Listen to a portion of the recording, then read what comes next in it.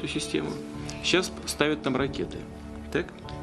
Но вам должно быть известно, что ракеты эти закладываются в капсулу, которая используется для пусков ракет средней дальности «Томагавк» морского базирования.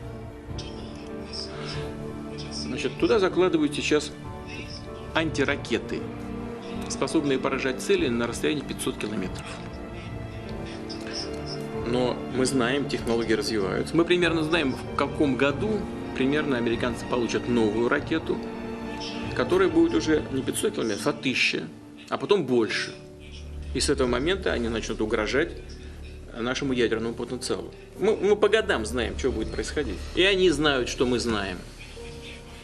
Это вам только вешают лапшу на уши, как у нас говорят. А вы, в свою очередь, вешаете своему населению. И люди не чувствуют опасности. Вот меня что беспокоит. Ну как мы не можем понять? Мы тащим мир вообще в совершенно новое измерение. Вот в чем проблема. Делают вид, что как будто ничего не происходит. You differ with the current administration, with the Obama administration now, and having said you support a no-fly zone in Syria. If say you're president, and that no-fly zone is in effect, and a Russian jet flies into that no-fly zone, and they refuse warnings to leave, do you give the order to shoot down a Russian jet?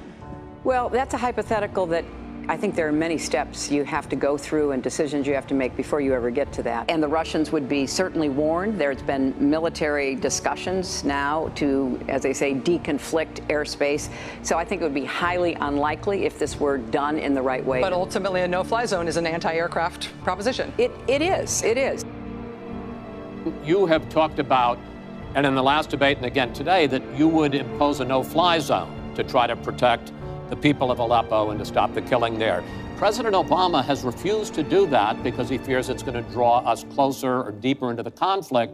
And General Joseph Dunford, the chairman of the Joint Chiefs of Staff, says, you impose a no-fly zone, chances are you're going to get into a war, his words, with Syria and Russia. So the question I have is, if you impose a no-fly zone, first of all, how do you respond to their concerns? Secondly, if you impose a no-fly zone and a Russian plane violates that, does President Clinton shoot that plane down? Well, Chris, first of all, I think a no-fly zone could save lives and could hasten the end of the conflict. I am well aware of the really legitimate concerns that you have expressed from both the president and the general. This would not be done just on the first day. This would take a lot of negotiation. It would also take making it clear to the Russians and the Syrians that our purpose here was to provide safe zones on the ground. We've had millions of people leave Syria, and those millions of people inside Syria who've been dislocated. So I think we could strike a deal and make it very clear to the Russians and the Syrians that this was something that we believed was in the best interests of the people on the ground in Syria. It would help us with our fight against ISIS. I know you keep referring to Barack Obama all night here, but you in Syria talked about a no-fly zone, which the president certainly does not support, nor do I support, because A, it will cost an enormous sums of money. Second of all, it runs the risk of getting us sucked into perpetual warfare in that region. Thirdly, when we talk about Syria right now, no debate, like Gaddafi, like Saddam Hussein, Assad is another brutal, murdering dictator. But right now, our fight is to destroy ISIS first and to get rid of Assad second. Well, I think Senator Sanders has just reinforced my point. Yes, when I was Secretary of State, I did urge, along with the Department of Defense and the CIA, that we seek out, vet, and train and arm Syrian opposition figures so that they could defend themselves against Assad. The president said no. Now, that's how it works. People who work for the president make recommendations, and then the president makes the decision.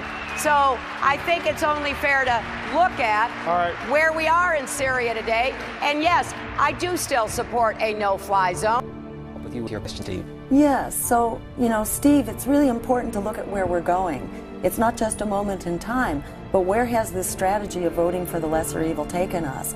All the reasons you were told to vote for the lesser evil over the last 10 or 12 years, because you didn't want the expanding wars, you didn't want the meltdown of the climate, you didn't want the offshoring of our jobs, or the attack on immigrants, or the massive bailouts for Wall Street. That's actually what we've gotten, by the droves, because we as public interest allowed ourselves to be silent and voted for the lesser evil. But the lesser evil doesn't solve the problem. The Obama administration, even with 2 houses of Congress, actually did all of these things that were, as bad as George Bush in the case of climate, blew the roof off of fossil fuel emissions.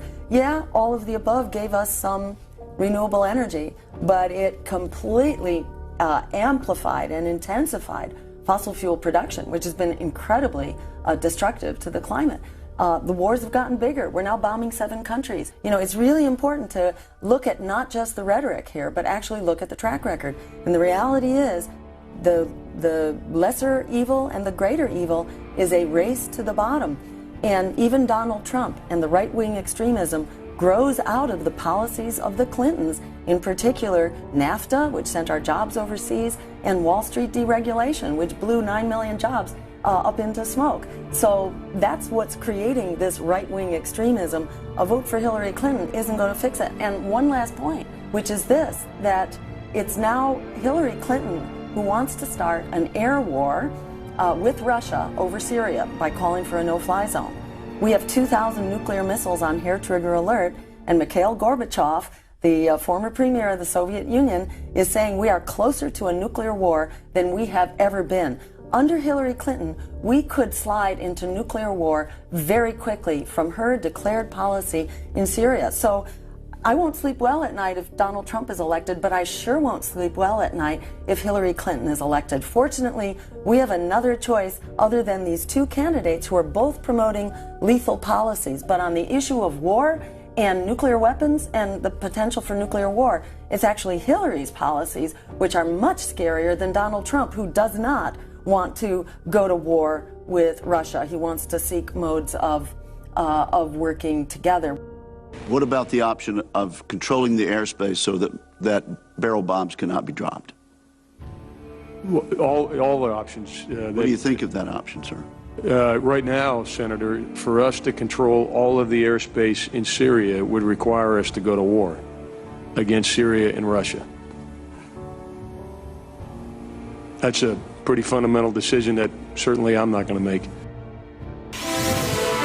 We're back with Democratic Congresswoman Tulsi Gabbard of Hawaii. She's a member of the Armed Services and Foreign Affairs Committees, as well as an Iraq War veteran. Congresswoman, you're opposed to a no-fly zone that the U.S. would impose over Syria, even though many of the Republican presidential candidates, you heard it at the debate this week, they think it's a good idea. Hillary Clinton, the former Secretary of State, the Democratic presidential candidate, she thinks it's a good idea. Doesn't include ground troops. Why do you think it's a bad idea? Well, first of all, this is one of the reasons why I feel so strongly that we need to end this war to overthrow the Syrian government of Assad now. If this war is allowed to continue on until the next after the presidential election, when we have a new president here, as you said, whether it's Hillary Clinton, Marco Rubio, Chris Christie, or some of the other candidates who are running for president, they're all advocating for a no-fly zone, which would directly start a Russia-U.S. war, which could then easily escalate into a World War III or nuclear-type situation.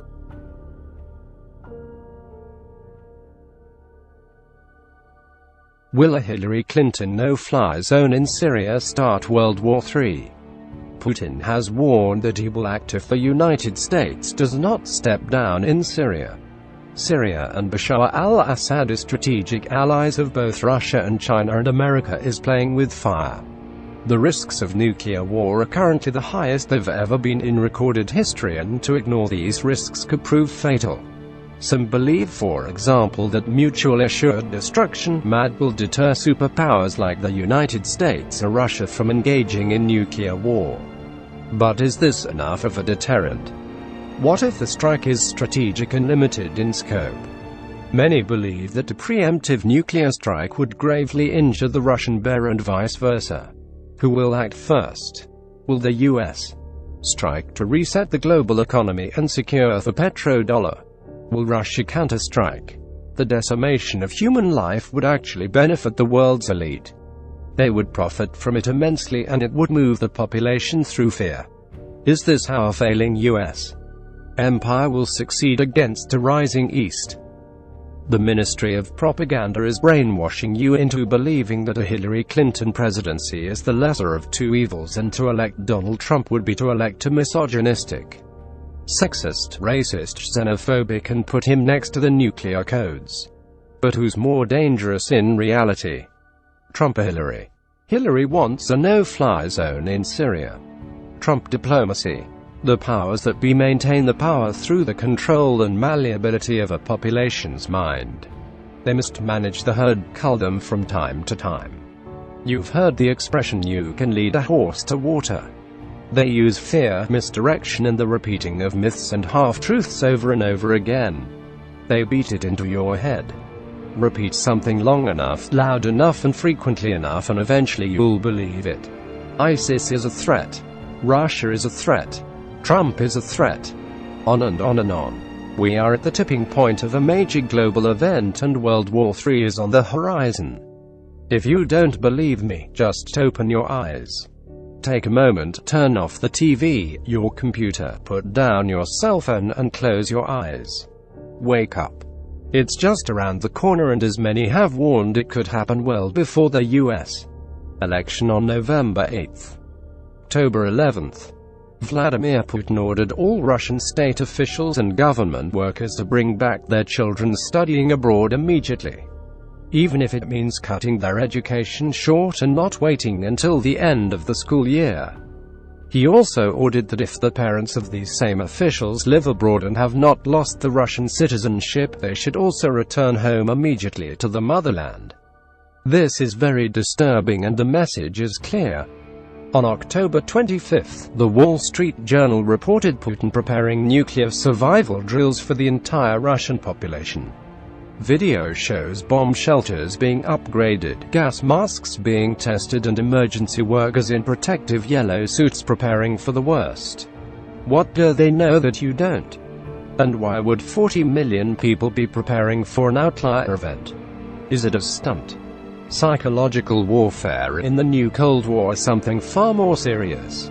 Russia also just unveiled its most powerful nuclear missile in its arsenal, the Satan II, that could destroy the entire East Coast with just one hit, or wipe out the entire state of Texas or England in a blink.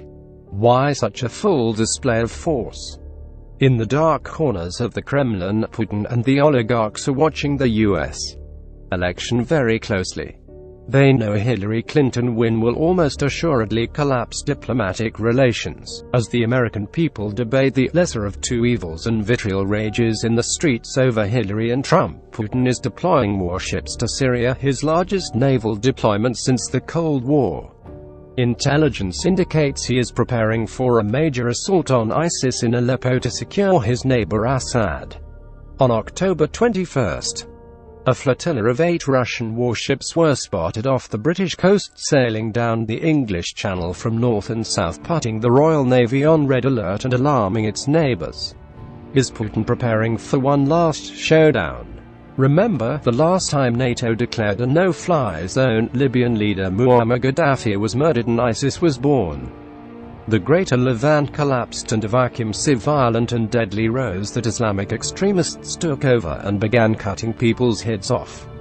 Since the toppling of Gaddafi and the rise of ISIS, hundreds of thousands of innocent civilians have died. According to some third-party estimates, over 500,000 people are now dead in Syria. Civilians.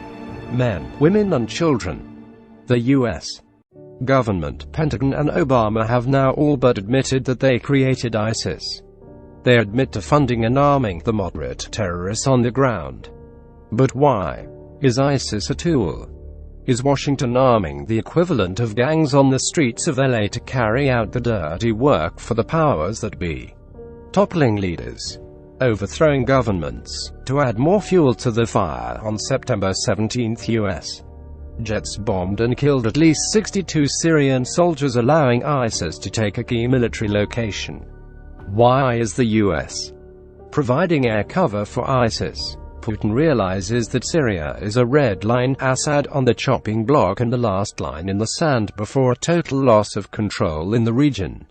If the US is successful, they will install puppet governments like they've done in Iraq and Ukraine. Putin must stop the US at all costs, even if it means sacrificing the lives of his own people. You see, a loss of control of Syria, a strategic Russian ally, means he could lose power. It would also mean the oligarchs might turn on him. NATO's positioning of a missile defense shield in Eastern Europe, in countries like Romania and Poland, has only heightened concerns in Moscow. Established under the guise of defending itself from Iran, who has no feasible nuclear capability at this point, has proven both countries gutless to Western interests. The missile defense shield is now ground zero in the new Cold War, and it positions the West for a preemptive attack. Will Putin allow NATO to continue to gravely diminish Russia's nuclear response capabilities and threaten its national defense? Would you? What if Putin built a missile defense shield in Canada or Mexico to protect against a potential strike from Hawaii? Would the US sit idly by in dark corners of Washington, D.C. and the smoking rooms of the world's elite? Many believe they are planning for a massive war, a decisive, limited and strategic nuclear event, a reset. Put yourself in the shoes. America is unstable, its economy held up by 0% interest rates and bailouts. The people are getting angrier, a populist uprising inevitable, and economic collapse coming. So what will they do next? How can they pull America into a third world war without looking like the bad guy? More importantly, how can they justify it in the eye of public opinion? Just like weapons of mass destruction and the invasions of Iraq and Afghanistan, they will base it all on a lie. And the people will buy it hook, line and sinker. What I'm about to tell you is the most frightening provocation yet. At this very moment, behind closed doors, the powers that be are orchestrating a vast covert plot through the United Nations to convict Vladimir Putin of war crimes in Syria. This is a deception, a demonization campaign, and a total untruth based on lies. They will blame Putin for civilian deaths in Syria, the rise of ISIS, and use it as the basis for the nuclear war. This is how they sway public opinion for an attack. He's the new Hitler. The mainstream media will comply, propel this narrative to every American, so every barring sheep will accept what's coming. Russia and China are buying record amounts of gold, selling U.S. treasuries and divesting completely from the petrodollar. This is an act of war. The IMF has recently included the Chinese yuan as part of the special drawing rights of world reserve currency. Economic war is a precursor to the real thing, and in response, the U.S. has engineered a collapse in the oil markets with the partners in OPEC. Imposed sanctions on Russia, collapsed the ruble, and pressured Putin to begin privatizing Russian assets to hopefully seize control. Russia and China's divestiture from the petrodollar shifts the balance of power for international financial markets, an illusion the powers that be have been pulling off for far too long. Smoke and mirrors. A rabbit out of the hat. The US dollar backed by nothing but blood and war. The establishment of the AIIB, Asian Infrastructure Investment Bank, by the BRICS nations is threatening Western-controlled financial markets and institutions such as the World Bank and IMF. Without the petrodollar and the military-industrial complex that protects it, the U.S. empire will collapse. Now that we have motive, and now that we know how a third world war will be positioned, who will strike first? Will there be another Gulf of Tonkin or Franz Ferdinand? Could it be an accident? The U.S. government must be exposed for its lies, its corruption, its monopoly of power. The establishment elite are pulling the strings of Hillary Clinton, and she must be stopped. Why? Because they want war. The banks support her. The media supports her. The technology giants support her. Everybody